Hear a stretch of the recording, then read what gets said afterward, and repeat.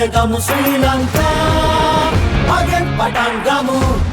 ආයුබෝවන් මම සමීර මතුසංක මම කඳුකරේ තරුණ හඬ සංවිධානයෙන් තමයි මේ මාධ්‍ය සාකච්ඡාව අපි එක් කරන්න හේතුව තමයි දැනට ශ්‍රී ලංකාවේ අලුත් මාවතකට පැමිණලා තිනවා. ඒ අලුත් මාවත තමයි රට අනුර සමග පෙරට කියන මාතෘකාව යටතේ මුළු ලංකාව සහ ලෝකෙම ඉන්න තරුණ තරුණියන් එක් වෙලා දිනවා. ඉතින් කඳුකරේ ජීවත් වෙන්න අපිත් තරුණයෝ විදියට මේ වෙනසට සහයෝගය දක්වන්න තමයි මේ එකතු වෙලා ඉන්නේ. මේ කඳුකරේ මේ වතුකරේ තියෙන ආර්ථික ආබාසුකම් අධ්‍යාපනය නොලැබිච්ච සහ රැකියා විරහිතභාවය තුරන් කරලා මේ කඳුකරයත් මේ ශ්‍රී ලංකාවේම කොටසක් කියලා පෙන්නලා මේ අවුරුදු 75ක දේශපාලඥයන් විසින් විනාශ කරපු මේ රටේ පහතම ස්ථානයක තියෙන කඳුකරයත් ඉහළම ස්ථානයට ගේන්න ඕනේ. මේ ඉන්න වතුකරේ ඉන්න තරුණයොත් ඉදිරි අනාගතයේ ලස්සනට දකින්න ඕනේ. ඒ තරුණයන්ට තිබෙන අඩුපාඩුකම් ਸਰව සම්පූර්ණ කරලා ඔවුන්ගේ ජීවිත ਸਰවපකාර වෙන්න ඕනේ. ඒකට අපි වෙනසක් විදියට රට පෙරට රට අනුරට කියන තේමාව යටතේ පෙරට ඇවිත් ඉන්නවා.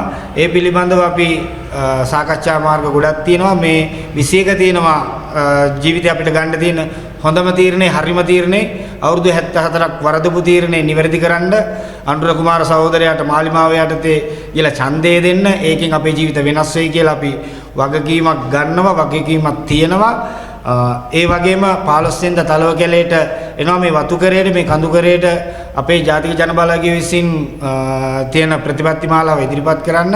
ඒක ඇවිල්ලා අහන්න, මේ වෙනසට සහයුම්කම් දෙන්න, වෙනසත් සමග එකතු වෙන්න. ජයග්‍රහණය නියතයි. ඒ ජයග්‍රහණයේ කොටස්කරුවෙක් වෙලා තරුණයෙක් විදියට ඉදිරියට යන්න කියලා ඉල්ලමින් 21 ජයග්‍රාහී රටකදී ජයග්‍රාහී තරුණයෙක් වෙමු කියන ආරාධනෙන් නවතින ස්තුතියි. ආයුබෝවන් සුබෝදෑසනක්.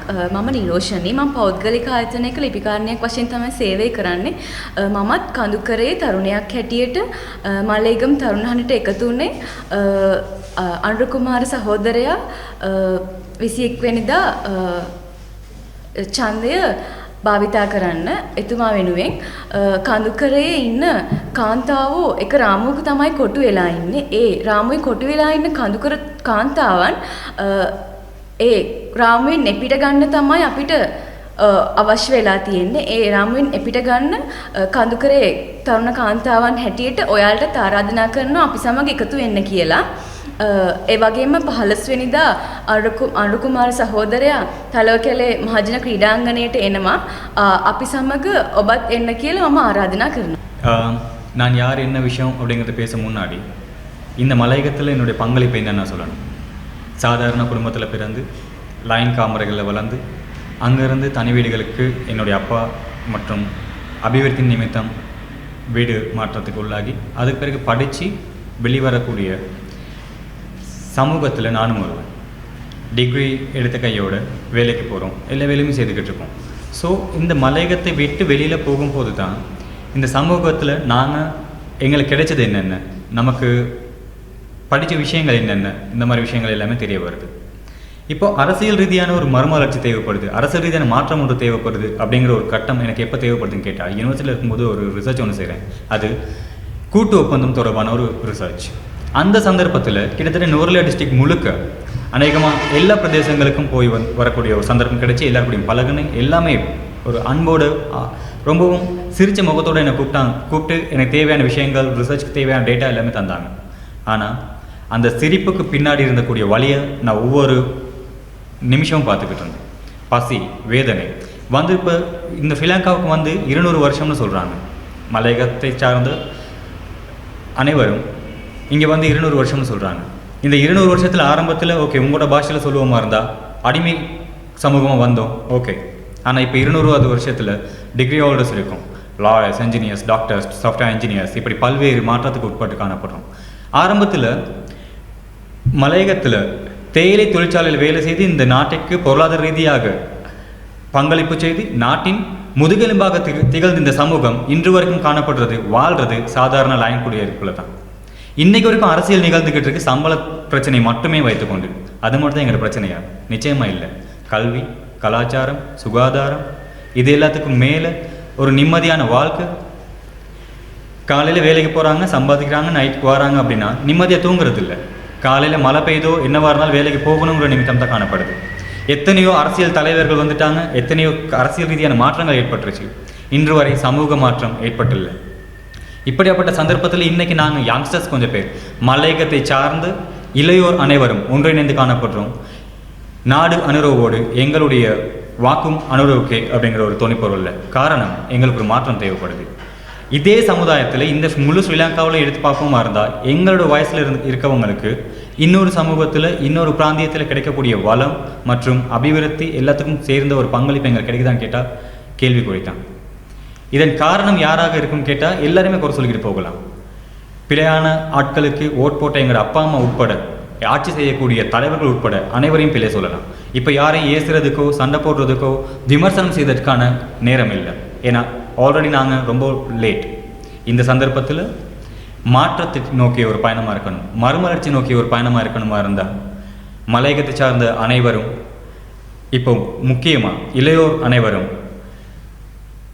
அனுரகுமார திசாநாயக்க அவர்களோடு திசை காட்டி எங்களுடைய வாக்குகளை செலுத்துவதன் மூலமாக எங்களுடைய முழு ஆதரவை காட்டி மாற்றத்திற்காகவும் மறுமலர்ச்சிக்குமான ஒரு பாதையை நோக்கி நகர்வதற்கு நாங்கள் ஆயத்தமாக இருக்கிறோம். நன்றி. அனைவருக்கும் வணக்கம். நான் மிஷேனி ஜெசிகா. நான் அந்த மலையகத்தில் வசிக்கிற ஒரு பெண். நாங்கள் மகளிரெல்லாம் ஒன்று சேர்ந்து நாங்கள் அனுரைக்கு வாக்களிப்போம். ஏன்னா நாங்கள் மகளிர்லாம் என்னென்னா இப்போ படித்து முடித்தோன்னு எல்லாம் ஒன்று கவர்மெண்ட்ஸுக்கு வேலைக்கு போகிறாங்க, இல்லாட்டி கொழம்பில் போய்ட்டு வேலை செய்கிறாங்க, இல்லாட்டி கொழுந்து பறிக்கிறாங்க. அப்படித்தான் எல்லா மகளிரும் இருக்காங்க. இப்போ நமக்கு ஒரு மாற்றம் ஒன்று வேண்டும். அதனால் நாங்கள் அனுரத்தோழருக்கு வாக்களிப்போம். எதிர்வருகின்ற 21ஆம் தேதி அன்றைக்கு எல்லாரும் திசை காட்டிக்கு வாக்களித்து அவரை வெற்றி பெற செய்வோம். 15ஆம் தேதி 1 மணிக்கு தலாக்கலிக்கு அனுரகுமார திசாநாயக்க வராரு. அதுக்கு எல்லாரும் மகளிர் எல்லாரும் கலந்து கொள்ளுங்கள். நன்றி.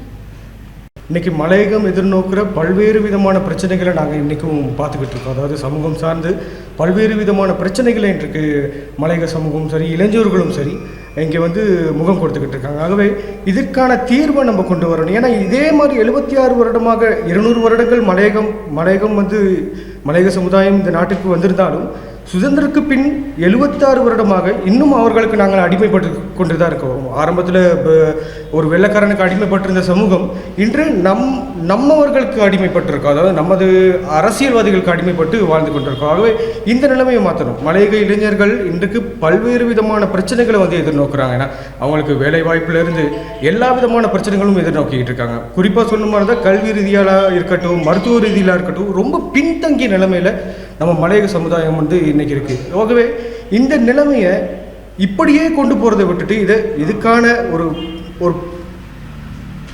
ஒரு மாற்றம் ஒன்று தேவைப்படுது நம்மளுக்கு.